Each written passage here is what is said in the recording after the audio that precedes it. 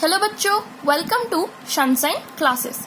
इस चैनल में आपको क्लास 5 से लेकर क्लास 12 तक सारे कंटेंट मिलने वाले हैं। आज का जो हमारा ये टॉपिक है वो है सेल एंड इट्स टाइप। इस चैप्टर में हम सेल के बारे में पढ़ने वाले हैं। So let's come to our topic. So what is cell? The cell is the structural and functional unit of life. Now, why cell is called the structural and functional unit of life?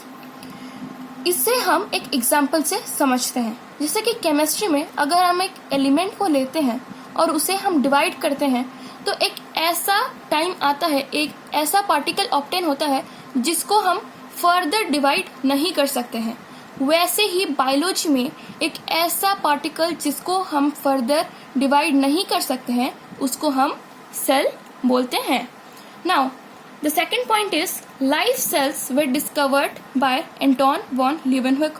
ये एक scientist का नाम है जिसने life sales को discover किया था।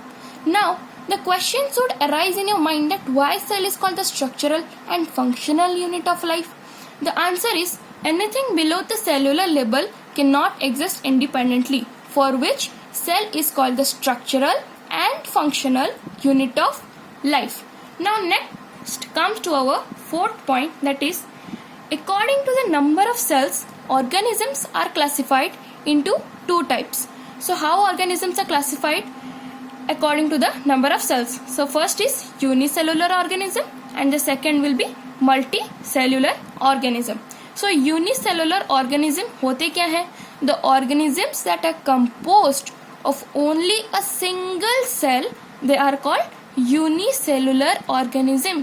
इसका मतलब ऐसे organism जिनके पास सिर्फ एक ही सेल होता है उनको हम unicellular organism कहते हैं। एग्जाम्पल्स देखते हैं, जैसे कि अमोइबा हो गया, जैसे पैरामीशियम हो गया, बैक्टीरिया, यूग्लिया एक्सेट्रा। जो सेकेंड टाइप के हैं वो है multicellular organism. So multicellular organism होते क्या है? The organisms that are composed of more than one cells are called multicellular organisms.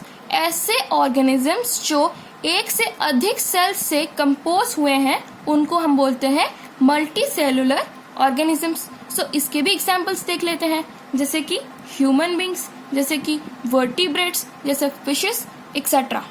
Now comes to next point. According to the type of nucleus of the cell is further divided into two types.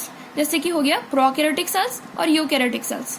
अब हम सोचते हैं, जैसे कि एक cell को हम लेंगे और उसे देखेंगे कि दोनों ही सेल में न्यूक्लियस का स्ट्रक्चर थोड़ा डिफरेंट है और उसके बेसिस में साइंटिस्ट ने सेल को दोनों तरह से डिवाइड कर लिया। एक हो गया प्रोकैरियोटिक सेल और एक हो गया यूकैरियोटिक सेल। अब हम डिस्कस करते हैं कि प्रोकैरियोटिक सेल और यूकैरियोटिक सेल में बेसिक डिफरेंस क्या होता है। जैसे कि आप देख सकते हैं, प्रोकैरियोटिक जो वर्ड है इसको मैंने दोनों तरह से स्प्लिट करके लिखा है। प्रो का मतलब होता है प्रिमिटिव और ओल्ड। कैरियोटिक जो वर्ड है वो कैरियन से आया है और कैरियन का मतलब होता है न्यूक्लियस। मतलब ऐसे ऑर्गेनिज्म जिनके पास ओल्ड और primitive type of nucleus present होते हैं उनको हम प्रोकैरियोटिक ऑर्गेनिज्म बोलते हैं। उसी तरह से यूकैरियोटिक ऑर्गेनिज्म कैसे ऑर्गेनिजम्स होते हैं, जैसे कि आप देख सकते हैं यूकैरियोटिक जो वर्ड है उसको भी मैंने स्प्लिट करके लिखा है। जैसे कि यू का मतलब होता है न्यू और एडवांस, और कैरियोटिक का मतलब तो आपको पता ही होगा, कैरियन, जिसका मतलब न्यूक्लियस है। मतलब ऐसे ऑर्गेनिज्म जिनके पास ट्रू न्यूक्लियस और एडवांस न्यूक्लियस होते हैं उनको हम बोलते हैं यूकैरियोटिक ऑर्गेनिजम्स। सो प्रोकैरियोटिक ऑर्गेनिजम्स के पास ट्रू न्यूक्लियस नहीं होते हैं, लेकिन यूकैरियोटिक ऑर्गेनिजम्स के पास ट्रू न्यूक्लियस होते हैं। और प्रोकैरियोटिक ऑर्गेनिज्म में जैसे कि ट्रू न्यूक्लियस नहीं होते हैं, लेकिन उसका एक नाम होता है, उस न्यूक्लियर रीजन का एक नाम होता है जिसको हम बोलते हैं न्यूक्लियोइड, और इसको तो एज इट इज न्यूक्लियस ही बोलते हैं। Examples of prokaryotic organisms are bacteria, whereas the examples of eukaryotic organisms are humans. ये तो कॉमन है, बहुत ईजी है। चलिए अब देखते हैं the basic difference between prokaryotic organism and eukaryotic organism. पहले यहाँ पे मैंने फीचर्स लिख लिया है और उसको मैंने अच्छे से एलैबोरेट किया है, ठीक है। तो first feature of prokaryotic and eukaryotic organisms are number of cells.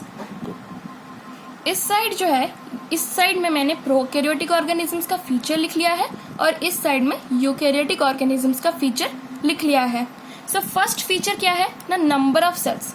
Prokaryotic organisms में basically all the organisms are made up of are unicellular, it means they are made up of only a single cells. लेकिन जब हम eukaryotic organisms के बारे में बात करते हैं तब वो both multi cellular and unicellular, मतलब उनके पास एक भी सेल हो सकता है और एक से अधिक सेल भी हो सकते हैं।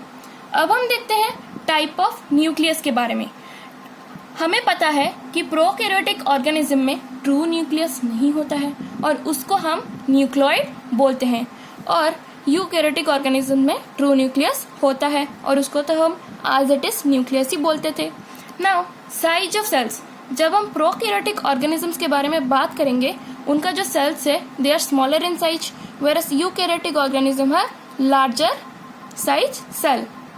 Reproduction, type of reproduction in prokaryotic organism is asexual, whereas type of reproduction in eukaryotic organisms are both sexual and asexual in nature.